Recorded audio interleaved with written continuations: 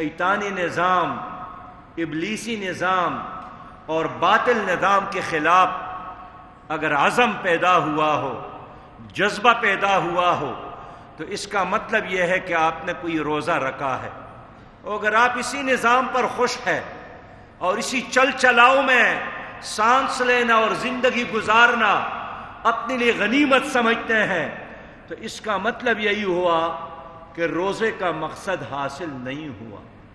میرے پیارے بھائیوں، نبی مہربان صلی اللہ علیہ وسلم نے صحابہ کرام کو تیار کیا تھا اس باطل نظام کے مقابلے کے لیے۔ باطل نظام کے مقابلے میں کون سا نظام؟ اسلامی نظام۔ اور یہی اسلامی نظام قائم کرنا یہ تمام انبیاء کا بھی مقصد، یہ نبی مہربان صلی اللہ علیہ وسلم کی ساری زندگی کا خلاصہ اور اس امت کا مقصد بھی یہی ہے کہ لِيُظْهِرَهُ عَلَى الدِّينِ كُلِّهِ وَلَوْ كَرِهَ الْمُشْرِكُونَ۔ اس وقت اسلامی نظام نہیں ہے ملک میں، باطل نظام یہاں مسلط ہے۔ تمہاری عدالتوں میں اسلامی نظام نہیں ہے، اور اللہ کا فیصلہ یہی ہے کہ فَلَا وَرَبِّكَ لَا يُؤْمِنُونَ حَتَّى يُحَكِّمُوكَ فِيمَا شَجَرَ بَيْنَهُمْ۔ تمہاری رب کی قسم، یہ مسلمان نہیں ہو سکتے، مومن نہیں ہو سکتے اے پیغمبر جب تک آپ کو اپنے فیصلوں میں حاکم تسلیم نہ کرے۔ سورہ مائدہ میں اللہ تعالیٰ کا اعلان ہے کہ وَمَن لَّمْ يَحْكُم بِمَا أَنزَلَ اللَّهُ فَأُولَٰئِكَ هُمُ الْكَافِرُونَ۔ جو اللہ کے نازل کردہ کتاب پر فیصلے نہیں کرتے یہ کافر ہے، جو اللہ کے نازل کردہ کتاب پر فیصلے نہیں کرتے یہ ظالم ہے، جو اللہ کے نازل کردہ کتاب پر فیصلے نہیں کرتے یہ فاسق ہے۔ لوگوں، ہمارے ملک میں فیصلے قرآن پہ نہیں ہو رہے ہیں، انگریز کے نظام کے مطابق ہو رہے ہیں۔ ہماری ملک میں نظام معیشت سودی نظام ہے، اسلامی نظام نہیں ہے۔ ہمارے ملک میں نظام تعلیم اسلامی نظام تعلیم نہیں ہے۔ ہمارے ملک میں نظامی سیاست نبی مہربان صلی اللہ علیہ وسلم کا عطا کردہ سیاست نہیں ہے، انگریز کی سیاست ہے۔ اس نظام کے خلاف بغاوت کرنا، اس نظام کو بدلنا، یہ روزے کا پیغام ہے۔ اور ہر نماز کے آخر میں جب آپ دعا مانگتے ہیں کہ ربنا آتنا فی الدنیا حسنۃ وفی الآخرۃ حسنہ، اللہ تعالیٰ مجھے دنیا حسنہ عطا فرما۔ یہ دنیا حسنہ کیا ہے جس کی آپ دعا کرتے ہیں؟ دنیا حسنہ کا مطلب اسلامی نظام ہے، دنیا حسنہ کا مطلب قرآن کا نظام ہے، اسلام کے نظام میں عدل ہے، اسلامی نظام میں انصاف ہے۔ آج اگر آپ کے ملک میں انصاف نہیں ہے عدالتوں میں، اس لیے نہیں ہے کہ ملک میں اسلام کا نظام نہیں ہے۔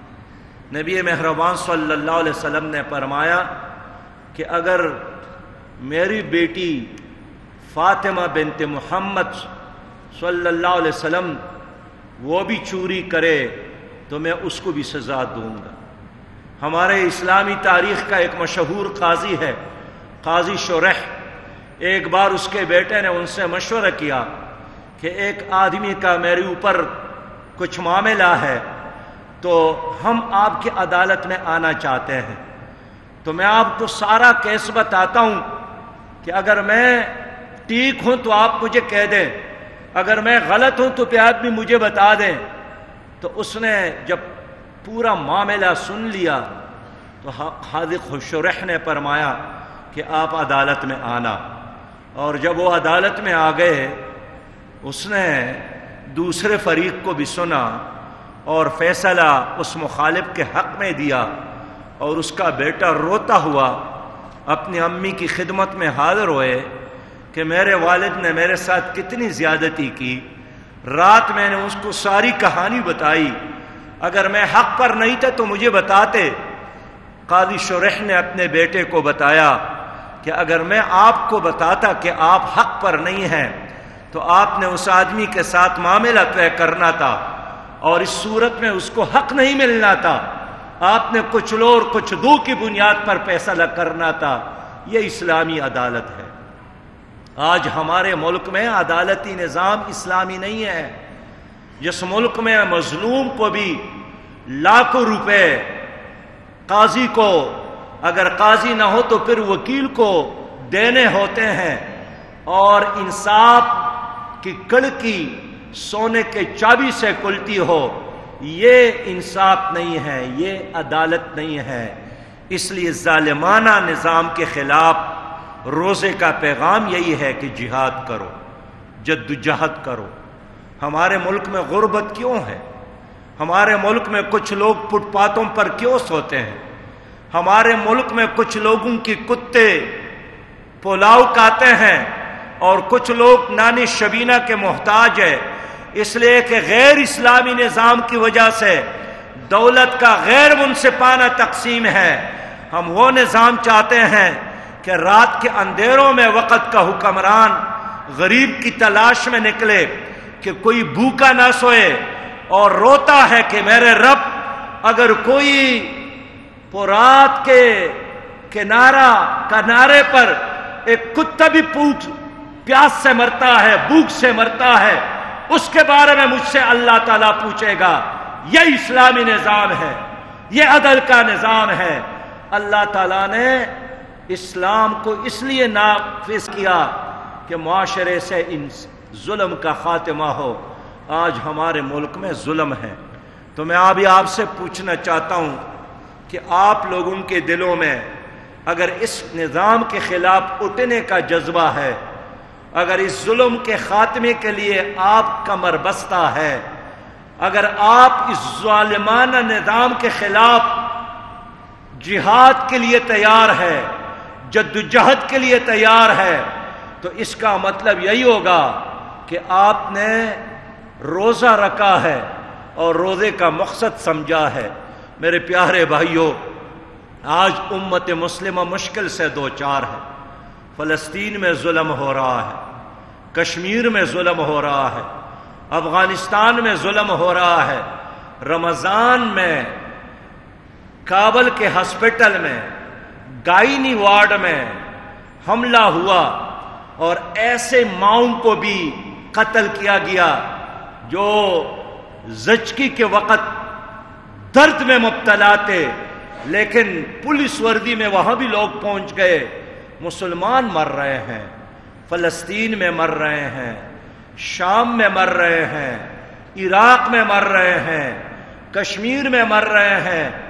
ہمارے بچے یتیم ہو رہے ہیں، ہمارے بستیاں جل رہی ہے، ہمارے مائیں بیوائیں ہو رہی ہے. تو 57 اسلامی ممالک موجود ہے، لیکن 57 اسلامی ممالک کے باوجود بھی صبح اور شام ہمارے بستیاں برباد ہو رہی ہیں. جہاں بھی کوئی رونا دھونے والا آدمی ہے وہ مسلمان ہے، جہاں بھی کسی خاتون کی چیخیں آسمان تک پہنچ رہی ہے وہ مسلمان ہے، جہاں بھی کوئی بچہ رو رہا ہے وہ مسلمان ہے. اور 57 اسلامی ممالک، اس لیے کہ ساری اسلامی دنیا میں ایک ملک بھی ایسا نہیں ہے جہاں مکمل اسلامی نظام ہو.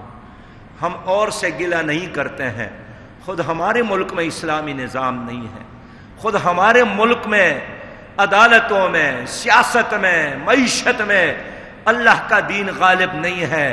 تو آج کا دن بہت مبارک دن ہے، آج عید کا دن ہے، یہ عزم نو کا دن ہے، یہ ارادے کا دن ہے.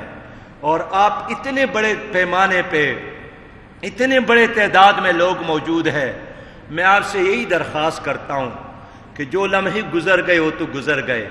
آئے نا آج اللہ کے ساتھ وعدہ کرتے ہیں، اللہ کے ساتھ وعدہ کرتے ہیں، اللہ کو حاضر اور ناظر جان کر وعدہ کرتے ہیں کہ جس دین کے خاطر نبی مہربان صلی اللہ علیہ وسلم نے شب ابی طالب میں 3 سال قید برداشت کیا، جس دین کے خاطر نبی مہربان صلی اللہ علیہ وسلم کے دندان مبارک شہید ہو گئے تھے، جس دین کے خاطر نبی مہربان صلی اللہ علیہ وسلم نے بھوک اور مجبوری کی وجہ سے پیٹ پر پتھر باندھے تھے، جس دین کے خاطر نبی مہربان صلی اللہ علیہ وسلم کے عزیز و اقارب شہید ہو گئے تھے، جس دین کے خاطر صحابہ کرام نے اپنا سب کچھ نچاور کیا تھا، میں بھی آج عزم کرتا ہوں کہ میں اپنی بقیہ زندگی اس دین کے سربلندی کے لیے گزاروں گا۔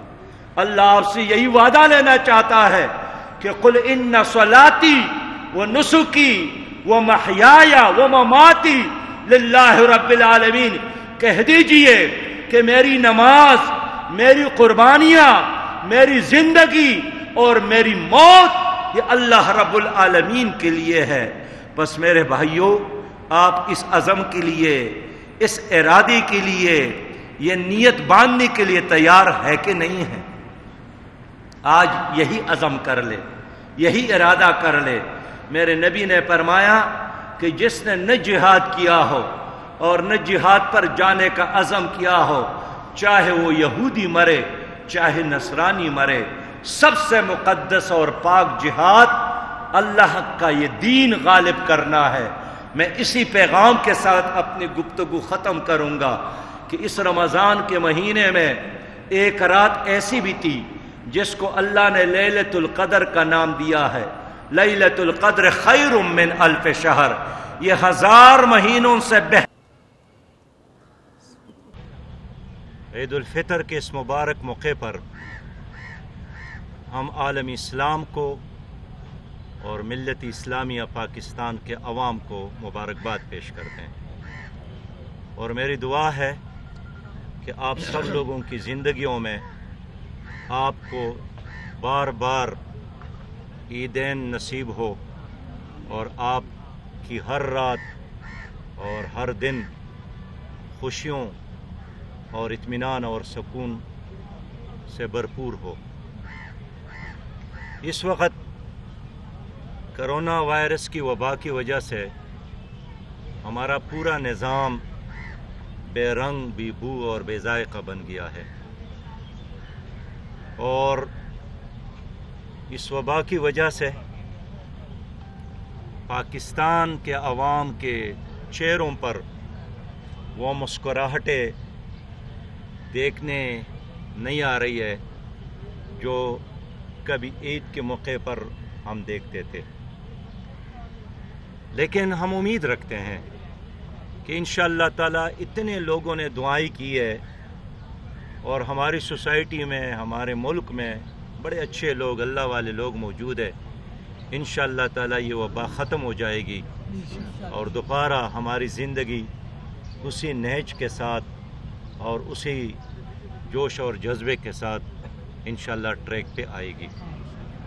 اس وقت ایک تو عید سے قبل کراچی میں جو PIA کا حادثہ ہوا، پورا پاکستان اس پر درد مند ہے، اور ہم ان تمام شہیدوں کی شہادتوں کی قبولیت کے لیے دعا گو ہیں، اور ان کے پسماندگان کے ساتھ استقلال کا اور ان کے ساتھ ہمدردی کا اعلان اور اظہار کر رہے ہیں۔ اور حکومت پاکستان، جن کے بارے میں اتنا کہوں گا کہ ہمارا یہ خیال تھا کہ اتنے بڑی غلطی، اور یہ پہلی نہیں ہے، مسلسل ہے، کوئی نہ کوئی آدمی تو ذمہ داری قبول کرے گا، لیکن ماشاءاللہ کسی نے بھی اب تک ذمہ داری قبول نہیں کی ہے، اور جو انکوائری رپورٹ کے لیے مدت بھی مقرر کی گئی ہے تو وہ بھی 3 مہینے سے زیادہ ہے، تاکہ لوگ اچھی طرح بھول جائے اور یہ قصہ فارینہ بن جائے۔ لیکن مجھے یاد ہے کہ جب گزشتہ حکومت میں ٹرین کا حادثہ ہوا تو وزیر اعظم صاحب اس وقت کوئی اور تھا، اور جناب عمران خان صاحب اپوزیشن میں تھے۔ ان کا یہی مطالبہ تھا کہ ریلوے کے وزیر کو فوری طور پر استعفیٰ دینا چاہیے۔ اس لیے وزیر اعظم کو چاہیے کہ اپنی پرانی تقریروں کو سنے کہ اس نے قوم کے ساتھ کیا وعدے کیے تھے، کیا اعلانات کیے تھے، کیا کمٹمنٹ کیا تھا۔ اب 2 سال گزر گئے اور اتنے کم عرصے میں وہ پرانے تمام تقاریر اور اعلانات اور وعدے بھی بھول گئے۔ اس وقت بہت اہم مسئلہ ہمارے کشمیری بھائیوں کا ہے۔ گزشتہ 10 مہینوں سے وہاں لاک ڈاؤن ہے اور کرونا وائرس کی اس وبا کو بھی انڈین آرمی نے ایک اسلحے کے طور پر استعمال کیا، اور وہاں اس وقت بھی علاج معالجے کی سہولیات نہیں ہے۔ رمضان کے مہینے میں بھی وہاں کے عوام اور وہاں کے سیاسی قیادتوں پر حکومت کی طرف سے ظلم اور جبر اسی طرح جاری رہا، اور خاص کر ہمارے جو 2 قیمتی بھائی شہید کیے گئے ہیں اس کی جتنی بھی مذمت کی جائے، لیکن میں پاکستان کی حکومت سے مطالبہ کروں گا کہ اس وقت پاکستان کی حکومت کی طرف کشمیری قوم دیکھ رہی ہے، تو زبانی کلامی ساتھ دینے کے بجائے اور الفاظ کا سہارا لینے کے بجائے اب وقت آیا ہے کہ ہم کشمیر کے آزادی کے لیے ایک واضح لائحہ عمل ترتیب دے، اور حالات کا یہ تقاضا ہے کہ تمام سیاسی جماعتیں اور گورنمنٹ مل کر ایک نقطے پر اتفاق کرے کہ کشمیر کی آزادی اور اس کے علاوہ اور کچھ بھی نہیں، اس لیے کہ کشمیر تقسیم ہندوستان کا ایک نامکمل ایجنڈا ہے۔ کشمیر پاکستان کا حصہ نہیں بنتا اس وقت یہ ریجن ٹینشن اور جنگ کے شعلوں کے زد میں رہے گا۔ تو ہم اقوام متحدہ سے بھی مطالبہ کرتے ہیں کہ جس طرح ایکشن اقوام متحدہ نے مشرقی تیمور کے حوالے سے لیا تھا، جنوبی سوڈان کے حوالے سے لیا تھا، تو آخر کیا وجہ ہے کہ اقوام متحدہ اور سلامتی کونسل کشمیر کے حوالے سے ایک مجرمانہ خاموشی کا شکار ہے؟ میں امید رکھتا ہوں کہ حکومت پاکستان اس مسئلے کو اہمیت دے دے اور کشمیر کے لیے خاص کر ایک نائب وزیر خارجہ کا تعین کر لے، اور ہمارا ڈیمانڈ ہے کہ خاص کر ایک نقطے پر پاکستان میں OIC کا اجلاس بلانا چاہیے، اور وہ صرف اور صرف کشمیر کی ایجنڈے پر۔ انشاءاللہ تعالی آج عید کے دن ہے، میں اپنی قوم سے اپیل کروں گا کہ قوم کو چاہیے کہ عید سادگی سے منائیں، اور زیادہ آنا جانا بغیر ضرورت کے بازاروں میں گھومنا پھرنا یہ سلسلہ نہیں ہونا چاہیے۔